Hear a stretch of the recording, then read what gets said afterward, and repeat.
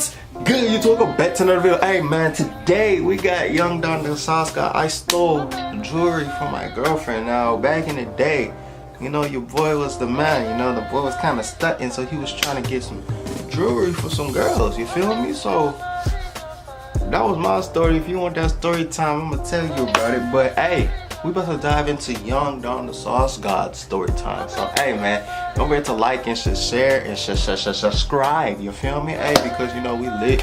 We almost had 700 subscribers. You feel me? Hey, thank you for all the love. Thank you for all the support. You feel me? Y'all lit. Gang, gang, gang. You feel me? Hey, without further ado, let's get into this. Let's get it.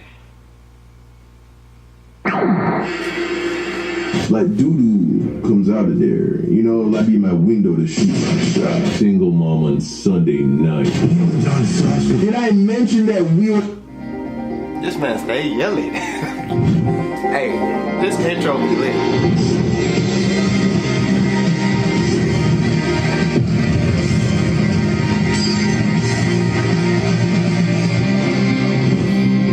Hey, y'all excited? Let's get into it, man. Hey, shout out Young Don the Sauce Guy. Man, make great content. I don't know how I came up with the name Young Don the Sauce God. It was a joke. During the animation, I stole his crush and then broke her heart. I sarcastically referred to myself as Young Don the Sauce God. Because in that story, I found myself being followed around by this cute little girl who thought she was my girlfriend.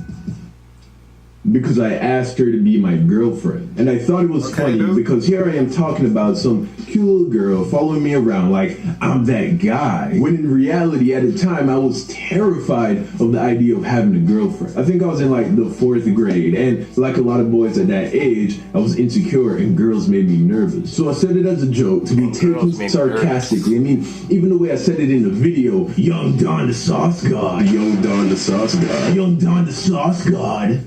I thought I made it very clear that I was joking. So you would see why it was to my surprise when I went to the comment section, I saw that my subscribers were calling me that, but not jokingly. They really liked that name for me. And for a second, I didn't get it, because if I had to use one adjective to describe my content, it would be self-aware. My entire career revolves around me sharing my most embarrassing shortcomings and mistakes, and then sharing with you what lessons I took away from those experiences. Right. Not for a second did I think that I could tell you a story of me getting rejected by a girl or getting roasted in high school, and then have you turn around and think, oh man, that guy's so cool. And nothing screams a lack of self-awareness and humility like calling yourself a fucking god. So I didn't get it. But then I realized the reason why people are okay calling me that is because some of them seem to admire me to some degree. But the reason they admired me wasn't because I tried to portray myself as this cool, perfect dude, but because I'm a fuck up. I'm a fuck up who's okay with being a fuck up. Because I know that all I can do is look at all the ways that I've ever messed up in my life and try to mess it up less in the future. And I think that people like that because in some way it allowed them to feel okay with being fuck-ups too. Because that's what sauce is. Being okay with being imperfect. Knowing that you can always get better, but still being okay with knowing that you'll never be perfect. Because that's life, and there's no use in beating yourself up about it. So I embrace the name. You're talking facts, but it's funny the way you're saying it. And oftentimes, I fall short. Whatever. Fuck it. So with that said, let's talk about a time where I really said it's okay to be a fuck up. Big time. So this story takes place around the 5th or 6th grade, and I was somewhere around 8 to 10 years old, and this was around the time where I really started liking girls. You know, like I was at that in-between place where I started really thinking that girls were cute, but I still didn't get why girls with fat asses are supposed to be appealing. Just didn't make sense at the time. Doo-doo comes out of there. You know, like, what is the hype really all about? That was me. Comes out of there. But no. Anyway, I had this one classmate, and we'll call her Brittany, and I thought that she was absolutely adorable. Big cute eyes, golden brown skin, and she always wore her hair in these cute little puffy pigtails, just cute as a button. Also, she was kind of a bitch. Like she was mean, but I liked that. Wanted that.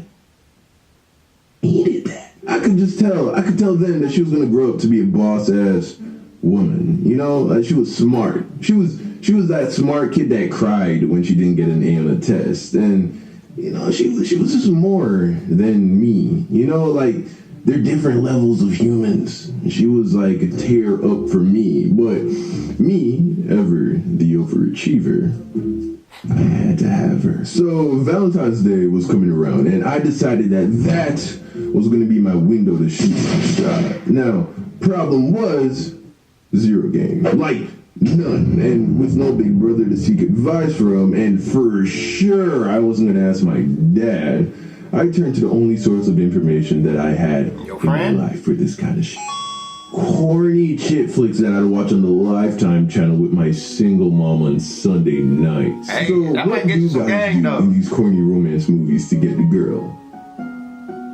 Turns out there's actually a lot of complexity and plot to many of these movies, but what my 9-year-old boy brain was able to take away was that bitches liked jewelry. So naturally, the mission became obtain jewelry. First obstacle, I didn't have any fucking money, and that should have been the end of that plan, honestly. But me, ever the resourceful young fella, I remembered that my mom had a drawer filled with jewelry, which I thought she had way too much of, obviously. I mean, the drawer was a mess, completely unorganized. All of her jewelry was thrown all over the place inside her jewelry box. So obviously she had way too much. So I figured she would have missed a necklace. So I take one of the necklaces and I write Brittany a love letter. And the next day, which was the day before Valentine's Day, while she was off somewhere, I don't know, doing shit, I slipped an envelope with the letter and one of my mother's necklaces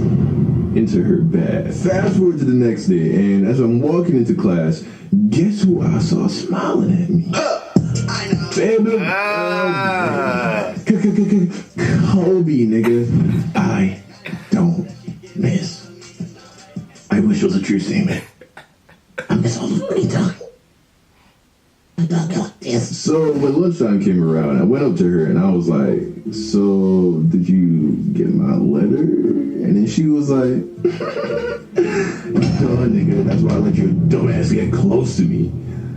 I wasn't the smartest kid in class at the time. Or ever. So then I was like, oh, so you want to be my Valentine? And then she was like, okay. So then I was like, oh shit, well, while we here, you want to be my girlfriend? And then she was like, Their face. Okay. Kohl's Black Friday, your first stop. With incredible Black Friday doorbusters. Stores open Thursday and... So I said cool and walked away. And it didn't take long for me to realize that I don't know how to keep a girlfriend. Like, how do I keep her interested? So I was like, wait a second. My mom has so much jewelry. This shit works so good. Go steal some more? I'll just do it again tomorrow. So rinse and repeat.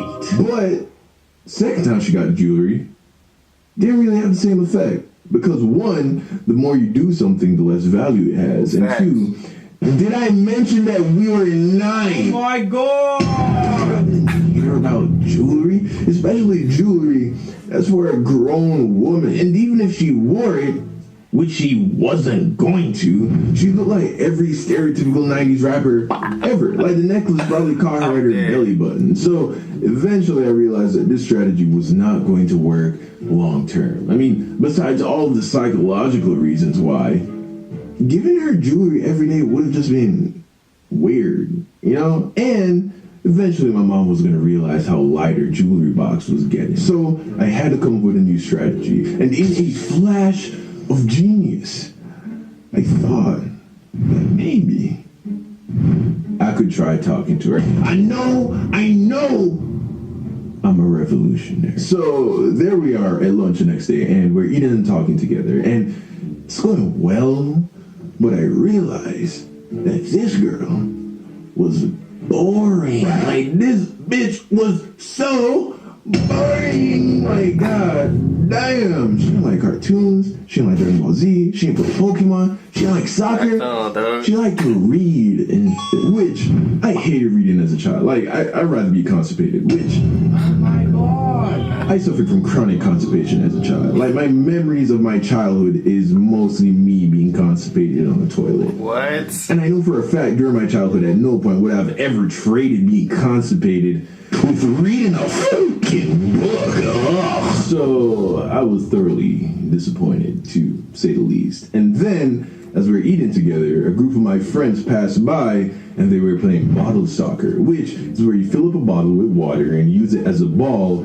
to play soccer. If you're lucky, you can find a tennis ball, but desperate times call for desperate measures. These are things that little Jamaican boys do. And to all my fans who don't live in America, yes, I fucking know it's called football, but just go with it, alright? Shh. And as they passed by, she was like, ugh, they are so immature, kicking around a little bottle like children. Look how dirty their uniforms are getting. I hope you never do that. So I was like, nah, that is so lame. Oh my gosh, like, I spend all my free time doing crossword puzzles and teaching myself how to file taxes. Well, obviously, of course, I loved playing bottle soccer. Like, that was fire, dog. So there I was in a relationship with this boring ass girl that I stole my mother's jewelry to impress, being push whipped into not being able to play with my friends. And the worst part was, I wouldn't even get him.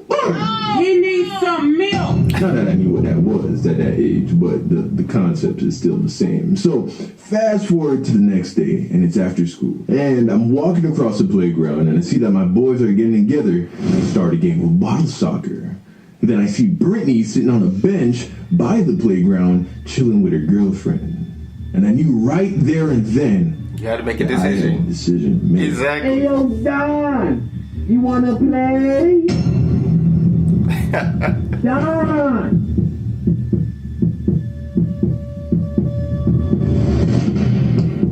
I'm on my way. Safe. Get out, untuck my shirt, tie my school shoes up, and go play bottle soccer with my boys. And sure enough, by the end of the game, Brittany's friend walks over to me and is like, so Brittany doesn't want to be your girlfriend anymore. And then I was like, this doing nothing like a kid. No. That's a story. One, you can't buy love. And two, just because you find someone to be attractive on the outside doesn't mean that they'll be a good match for you. So if it doesn't work out, consider yourself lucky that you got away, because not everything that glitters is gold, except for that necklace I stole from my mom. That shit was real gold. And on that note, I know exactly what I'm getting my mom for Christmas. A brand new Dreamland Boulevard hoodie, yo. Ooh, check it. What? Have you got yours yet? You haven't? Fuck is wrong with you? Get one. Now, but on a serious note, thank you guys again for everyone who's copped a hoodie so far. We're actually almost sold out. We dead-ass emptied the Champion warehouse here in Texas of these black hoodies. They ain't got no more of these shits, man. Y'all bought all of them. So we personally have a few left in stock that, already has the design on them. So those are, almost gone. So if you haven't copped yours as yet, go ahead and head over to the Dreamland Boulevard. Alright, you talking about his website. Link down below in the description. So send me a picture when you get it. Alright then. Hey man, the story was lit, dude. He said, bitch, do I look like I can? No.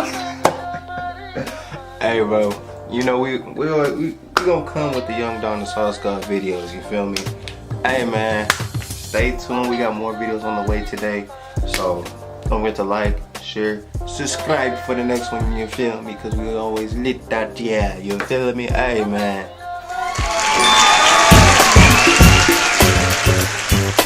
Yeah.